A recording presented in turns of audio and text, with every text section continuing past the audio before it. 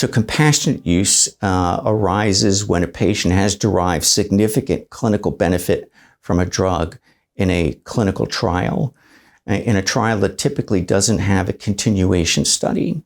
But because the patient has derived such significant benefit, we can often talk with companies to allow those patients on a compassionate use to continue to using the medication because of the important changes that that person experienced while taking the drug.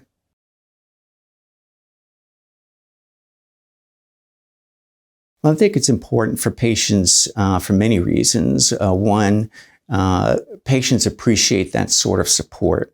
If they're responding to a medication and the medication feels them better, this allows us to continue that medication to allow them to continue to improve their quality of life. So for patients, it's a very, very important thing. For clinicians, when we see our patients responding to new therapeutics, we want them to continue that drug because that's what we know is going to drive the process in the way we want it that leads to a better outcome. So we have a limited armamentarium of drugs that work to dilate those blood vessels. And we have 3 classes of medications with multiple drugs within each class.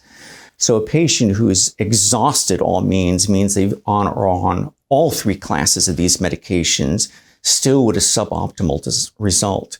So in the course of a clinical trial with a patient on these existent medications who then experience benefit from a study medication or perceived benefit from a study medication, compassionate use allows them to continue this medication to continue to experience the quality of life improvements perceived by the patient until we know the final results of the study.